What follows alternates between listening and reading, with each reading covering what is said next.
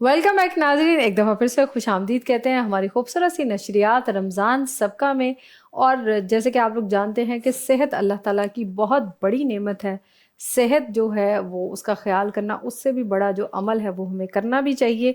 हिफ्ज़ान सेहत जो है उसका ख्याल करना हमारे लिए इसलिए भी ज़रूरी है कि अगर हम चाको चौबंद और हशाश बशाश रहना चाहते हैं तो ज़रूरी है कि अपनी सेहत का बेहद ख्याल किया जाए। हमारे साथ आज भी हमारे जो सेगमेंट हिफ्ज़ान सेहत में डॉक्टर साहब मौजूद हैं। डॉक्टर नदीम अख्तर मलिक, ये कायरोप्रैक्टर हैं और फिज़ियोथेरेपिस्ट, दोनों ही इनकी स्पेशलिटी हैं।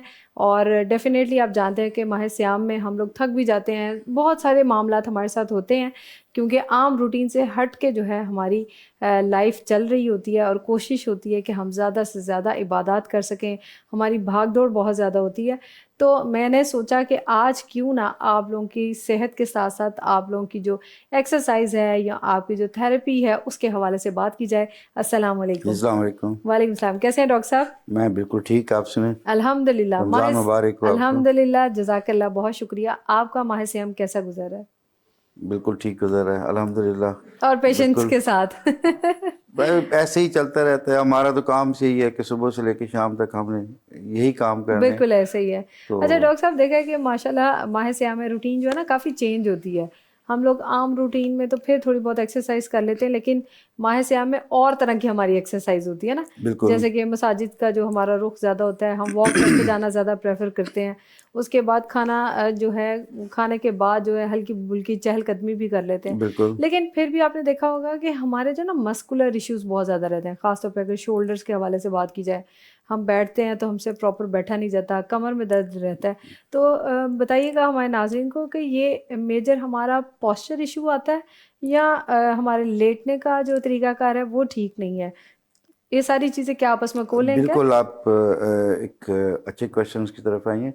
एक्चुअली ये पोस्चर जो एक जिसको आपने कहा कि पोस्चर की वजह से होता है। हुँ। सोने का भी पोस्चर एक होता है, वो भी अगर ख़राब है तो आपको बैकएक होगी, आपकी जी। गर्दन में दर्द होगी। जैसे बहुत सारे आपने लोग देखे होंगे, बच्चे भी ख़ास तौर पे होते हैं कि हुँ। बाज़ औक़ात ऐसा होता है कि जब वो सो के उठते हैं हुँ। तो कहते हैं कि हमारी गर्दन में दर्द शुरू हो गई है। गर्दन एक साइड पे होती मूव नहीं नहीं है हो और रही। मूव नहीं कर रही होती। सही। इसका मतलब है कि उनका जो रात का जो एक पोस्चर है वो हुँ। बहुत ज़्यादा ख़राब था, जिसकी वजह से वो पट्टे खिंच गए। खिंच गया है, सही। अब वो पट्टे खिंचने की वजह से आपके स्पाइन पे असर पड़ गया और वो उसने उसको स्टक अप कर दिया, तो वो उसकी वजह से मूव नहीं कर सकते। तो मसल्स जो है आपके वो टाइट हो जाते हैं। ये भी एक पोस्चर की निशानी है। सही। फिर दूसरी चीज़ होती है कि बहुत सारे आजकल जो एक आईटी का एक दौर है, कंप्यूटर्स का दौर है, मोबाइल का मोबाइल्स यूसेज का है, दौर है। बिल्कुल, बिल्कुल। तो हमारे बच्चे भी आजकल के दौर में इतना मोबाइल यूज़ कर रहे हैं, कंप्यूटर यूज़ कर रहे हैं। हुँ। और जैसे आईटी ऑफिसेज बने हुए हैं, आईटी बिल्कुल। हाउसेज बने हुए हैं और उसमें 6-6 7-7 घंटे काम करते हैं लोग। तो उसमें जो बैठने का जो अंदाज है, जो वो मतलब कंप्यूटर पे ज़्यादातर काम हमारी करने का। गर्दनें जो हैं आपने देखी है झुकी हुई होती है। मोबाइल अगर देख रहे हैं, बिस्तर पे लेट के हम देख रहे हैं तो जी। भी हमारी गर्दन जो है वो झुकी तो होती है। बिल्कुल यही चीज़ कि वो इसी ये एक पोस्चर की ही मिसाल है कि उसको हम जब देखते हैं तो उसके बाद जो है वो उसको आपको एहसास नहीं होता, लेकिन उसकी ऐसे ऐसे तो उसकी जो एक पोजीशनिंग है वो चेंज होती रहती है, उसकी मसल्स अडॉप्ट होते रहते हैं हुँ। उस पोजीशन में। जब ठीक है। उसको आप थोड़ा सा सीधा करने की कोशिश करते हैं तो आपको खिंचाव लगता है कि महसूस होता है। खिंचाव पड़ गया, तो वो पेन शुरू हो जाती है और उस पेन को ही आप मस्कुलर पेन कह सकते हैं। हुँ, और हुँ। वो मसल्स पेन जब आप उसको इग्नोर करते हैं, थोड़ा सा देखते हैं कि भाई चलो मैंने कुछ एक इंटरनेशनल किस्म की एक गोली है जिसको खा लेते हैं तो हम उसको थोड़ा सा रिलीफ मिल जाता है, हुँ, हुँ। लेकिन वो वक्ती तौर पे होता है। लेकिन वो मसल्स जो हैं वो टाइट हो रहे होते हैं, तो वो अब वही मसल्स जो हैं अगर आपके टाइट हैं और आप उसको इग्नोर करते रहते हैं तो वो आपके मोरों पे असर पड़ता है और मोरों पे जब असर पड़ता है तो वो फिर लंबी एक लॉन्ग प्रोसीजर फिर चलता रहता है प्रोसीजर पे आपका। चला जाता है उस चीज़ के जी, लिए। ठीक हो तो गया। अच्छा, ये तो मेन कॉज़ आ गई हमारी बैठने की वज़ह से। हमारे बैठने की वजह पोस्चर जो से। है वो बैठने का जो तरीक़ाकार है वो दुरुस्त नहीं होता। अच्छा, जो माइग्रेन का इशू आता है जिसमें हमारे जो सर की पेन से स्टार्ट होते हुए हमारे ये कंधों के पिछले मसल जो हैं इन तक जाती है। बिल्कुल। तो इसकी क्या रीज़न हो सकती है? अब ये एक बिल्कुल वहाँ से आपके सर्वाइकल से शुरू होती है। हुँ, हुँ। अब इस हेडेक कहते हैं ना, हेडेक हम इसको कह सकते हैं, माइग्रेन भी एक हुँ, हेडेक हुँ। है, सर्वाइकोजेनिक एक होती है वो भी हेडेक है, आपके सर दर्द होते हैं वो भी एक हेडेक है। तो सही। हेडेक की बहुत सारी किस्में हैं। कुछ लोगों को ब्लड प्रेशर की वजह से होता है, कुछ लोगों को एग्जाइटी की वजह से होता है, कुछ लोगों को टेंशन की वजह से होता है, कुछ सही। अब जैसे मैंने पोस्चर का ही हाँ कहा, जी। खाली पोस्चर यही नहीं होता कि हम अपने बैठते हैं और वो काम करते हैं। हमारे घरों में जो फीमेल्स काम कर रही होती हैं, वो बेचारी सारा दिन काम खड़े करती होके हैं, काम खड़े होके करना, काम करती हैं, बिल्कुल। बैठ के काम करती हैं, तो उनके भी अमूमन जो हमारे जो पट्टे हैं, बैक के मसल्स, ख़ास तौर पे आपके गर्दन के, और थोड़ा सा आप नीचे चली जाएं तो अपर थोरैसिक उसको हम कहते हैं, तो उसके मसल्स जब आप टाइट होते हैं तो वो फिर बहुत ज़्यादा प्रॉब्लम्स करते हैं। और जो माइग्रेन की आपने बात की, तो माइग्रेन, साइकोजेनिक हेडेक और खाली हेडेक, अब बाद लोग कहते हैं यहाँ पे हमें है सर दर्द हो रहा है, और उसकी वजह से भी वो आपके पट्टों में खिंचाव होता रहता है। है, बात बिल्कुल। कहते हैं जी कि माइग्रेन है, वो पीछे की तरफ जा रहा है, तो भी आपके यही पट्टे आपके टाइट होते रहते हैं, हैं। बिल्कुल ऐसे और ही। जो अगर ब्लड प्रेशर की वजह से है या टेंशन की वजह से है, तो भी यही पट्टे आपके काम आते हैं। तो इसका जो है वो सबसे ज़्यादा जो हल, जो बीइंग ए फिजियोथेरेपिस्ट और कायरोप्रैक्टर का इसमें बहुत ज़्यादा रोल है कि इसमें क्रैकिंग होती है हमारी, जिसमें कि आप मसल्स को रिलैक्स करते हैं और नर्व्स की जो एक प्रेशर है वो उसको ख़त्म करने की कोशिश करते हैं। तो सही। ये एक मेरे बहुत सारे पेशेंट्स हैं और बहुत सारे मतलब मेरे जो एक्सपीरियंस में आए हैं, जो मेरे तजर्बे में आए हैं, कि जब हम उनको क्रैक करते हैं तो यकीन करें कि एक मैजिकली वो थोड़ा सा उनको रिलीफ मिलता है एट द स्पॉट। लेकिन उसके लिए जब आप सेशंस लेते हैं, 3-4 सेशंस लेते हैं, तो वो आपको माइग्रेन भी काफ़ी हद तक बेहतर हो जाता है, अच्छा हेडेक भी बेहतर हो जाती है उस जी चीज़ डॉक्टर से। साहब, जैसे कि जॉइंट्स में पेन रहता है, जॉइंट्स में पेन रहना, और अक्सर लोग जो है हाथों को ना उसकी गुठलियां निकालते रहते हैं, तो वो जो है वो क्या तरीकाकार ठीक है? उसकी वजह से अक्सर कहते हैं कि और ज़्यादा जॉइंट्स में पेन होती है, और कुछ लोग कहते हैं कि हमारे जो है फिंगर स्टक हो गई हैं, उनको मूव करने के लिए हम जो है इसका इस्तेमाल करते हैं। बिल्कुल, ये एक स्कूल ऑफ थॉट्स है हमारे जी। बहुत सारे मुख्तलिफ किस्म के लोगों के लिए, कि ये अब जब हम पटाखे निकालते हैं, बेसिकली जब हम क्रैक करते हैं, तो इसमें जो एक इसका एक स्कूल ऑफ थॉट्स है, या उसको प्रोसीजर जो ये होता है कि आपके जो नर्व के ऊपर जो है एक बबल्स, एयर बबल्स जिसको हम कह सकते हैं, वो इकट्ठे हो जाते हैं। सही। तो जब उसको आप पॉप अप करते हैं तो वो रिलैक्स होते हैं। या बैन ही ऐसे ही आप, जैसे आप उंगलियों के और इसके पटाखे निकालते हैं, तो वो बहुत, जब आप निकाल लेते हैं तो बहुत रिलैक्स फील करते रिलैक्स होता है, हैं। सही। लेकिन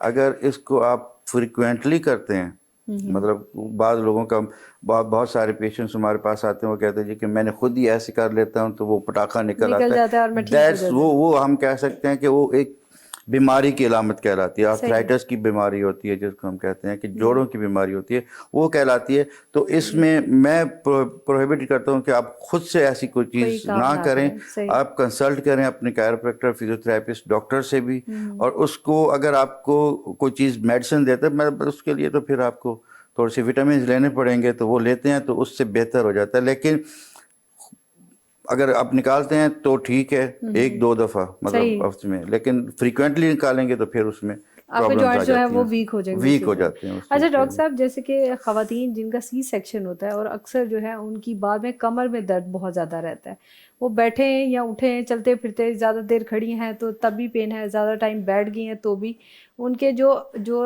एब्डोमेन वाले मोहरे आते हैं ना, उनमें बहुत ज़्यादा पेन रहता है। तो क्या वो उसमें इंजेक्शन लगने की वजह से ऐसा होता है, या हमारे जो एब्डोमेन जो मसल्स होते हैं वो डैमेज हो जाते हैं? बिल्कुल, ये एक बल्कि अच्छा क्वेश्चन है, क्योंकि हमारे पास बहुत सारी फीमेल्स आती हैं जो इस आफ्टर सिजेरियन या सी सेक्शंस के पास जब आती हैं, तो उसमें यही प्रॉब्लम्स आती हैं। लेकिन इसमें दो चीज़ें हैं। अब एक, अगर आपका प्रेगनेंसी है और प्रेगनेंसी के दौरान अमूमन डेफिनेटली कि आपका जो पोस्चर है वो चेंज हो जाता है, बिल्कुल। क्योंकि उसमें आप जो एक आपकी बैली है वो आगे की तरफ आती है, तो आपका जो एक नॉर्मल जो एक कर्व है वो थोड़ा सा ज़्यादा पीछे की पीछे तरफ की चल तरफ चला जाता है, जाता है। बिल्कुल ऐसे तो ही। उसमें तो 100%, क्योंकि एक वेट भी आपने बेयर करना होता है और काम भी करना होता है, तो उसकी लाजिमी बात है कि जो उस स्पाइन ने, जो मोरे ने, जो इस हिस्से ने जितना वजन संभालना है, जो करना है, वो डबल जब हो जाता है तो उसको एक्स्ट्रा काम करना पड़ता है, तो उसके मसल्स सही। को भी एक्स्ट्रा काम करना पड़ता है, तो वो भी उसमें प्रॉब्लम्स करता है। तो एक तो ये बैक एक होती है, बहुत सारे तकरीबन 70-80% फीमेल्स में जो है ये ये प्रॉब्लम है। एक प्रॉब्लम्स होती है। ठीक। और वही चीज़ वो फिर बाद में परसिस्ट करती है, जब वो डिलीवरीज के बाद या बच्चे की पैदाइश के बाद जब आते हैं, तो फिर उसमें भी ये चीज़ें करती हैं, प्रोलॉन्ग हो जाती है प्रोलॉन्ग करती हैं। जी।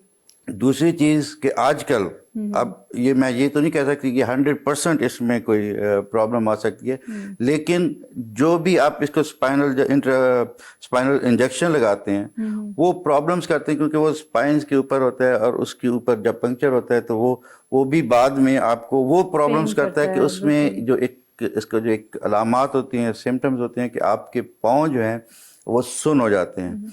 वो उसकी वजह से होता है कि और उसके एंकल्स जो है वो स्वेल होना शुरू हो जाते हैं, तो वो भी उसकी वजह से भी एक प्रॉब्लम होती है। सही। तो इसका जो एक तरीक़ाकार है, हल है कि आप लाजमी प्रेग्नेंट वोमेंस के लिए हमारे जो कायरोप्रैक्टर और फिजियोथेरेपिस्ट का एक प्लान होता है कि आप लाजमी अपने पेल्विक फ्लोर मसल्स जो हैं उसको स्ट्रॉन्ग करें, सही, लाजमी करें, एक्सरसाइज करें थोड़ी सी। और उसमें क्योंकि उसमें आप मेडिसिन तो अगर बैक किक हो गई है खुदा न खास्ता, तो आप उसको मेडिसिन तो उससे कर ही नहीं सकते उसको, क्योंकि ज़्यादा मेडिसिन आप उसको खा नहीं सकते या इस्तेमाल नहीं कर सकते। सही। तो उसको आप लाजमी पेल्विक फ्लोर मसल्स जो हैं उसको स्ट्रॉन्ग करें तो वो बेहतर हो जाएंगे। और अगर सी सेक्शन के बाद होता है तो लाजमी उसके आप अपने कायरोप्रैक्टर या फिजियोथेरेपी से रुजू करके आप उसको लाजमी ट्रीटमेंट लें, क्योंकि ये बाद में ज़्यादा प्रॉब्लम करती हैं, प्रॉब्लम करते हैं। अच्छा डॉक्टर साहब, जाहिर सी बात है कि ये तो एक कॉमन प्रॉब्लम है जो ऑलमोस्ट तमाम ख़वातीन के साथ ये चल ही रहा है। कुछ लोगों के साथ है वो ज़्यादा टाइम बैठे रहें तो प्रॉब्लम है, या जैसे हमने सी सेक्शन के हवाले से बात की, आप क्या सजेस्ट करेंगे उनको? कोई एक सजेशन जो है वो घर बैठे, अगर जाहिर सी बात है ज़रूरी नहीं कि सब जो है किसी फिजियोथेरेपिस्ट के पास जा सकें या किसी कायरोप्रैक्टर के पास जा सकें, तो मैं चाहूँगी कि कोई एक सजेशन जो है वो आप उनको देना चाहे तो बताइएगा। बिल्कुल, एक ये सजेशन तो यही है, जैसे मैंने अब प्रेग्नेंट वोमेंस के बारे में बताया, अब बहुत सारे लोग हैं जो ड्राइविंग करते हैं, जिनकी मतलब ये तो नहीं है कि ड्राइवर हजरात की मैं बात करता हूँ, हमारे बहुत सारे मतलब एग्जेक्टिव्स जो हैं वो कंप्यूटर्स भी काम करते हैं, फिर उनकी ड्राइविंग भी होती है, वो लॉन्ग ड्राइविंग करते हैं, बात का कोई 150-200 किलोमीटर की ड्राइविंग भी हो जाती है। तो उनके अमूमन जो जो मसल्स हैं वो थक जाते हैं, फिर वो इरिटेटेड होते हैं। तो ये हमारे जो माशरे की एक प्रॉब्लम भी यही है कि जो मतलब लड़ाइयाँ झगड़े वो इरिटेशन इसी की वजह से होती है। बात करती है हमारे नहीं ये तो उसमें आई है, बहुत इम्पैक्ट है, बहुत ज़्यादा होता है, क्योंकि ये साइकोलॉजिकल प्रॉब्लम्स में भी आ जाती है।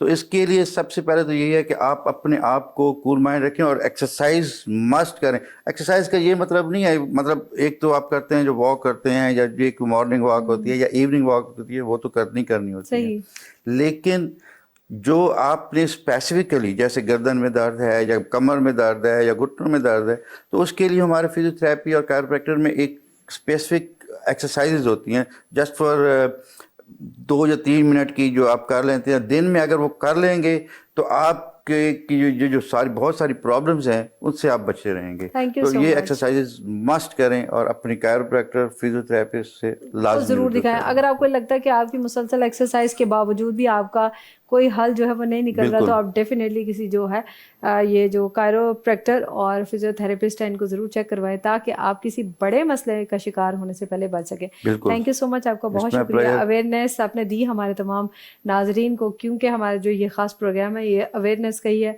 आगाही ही हम देते हैं, ताकि कोई भी घर बैठे अगर किसी मसले से दो चार है तो वो कोशिश करे कि उस मसले से का हल ढूंढे और किसी एक्सपर्ट को ज़रूर दिखाएं। Thank you so much once again.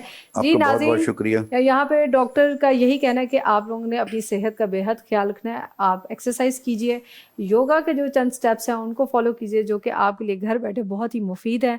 आप किसी बहुत बड़ी बीमारी से बच सकते हैं। यहाँ पे वक्त हुआ चाहता है जी ब्रेक पे जाएंगे, वापस आएंगे, यहीं से अपने प्रोग्राम का आगाज़ करेंगे। हमारे साथ रहिए, देखते रहिए रमज़ान सबका।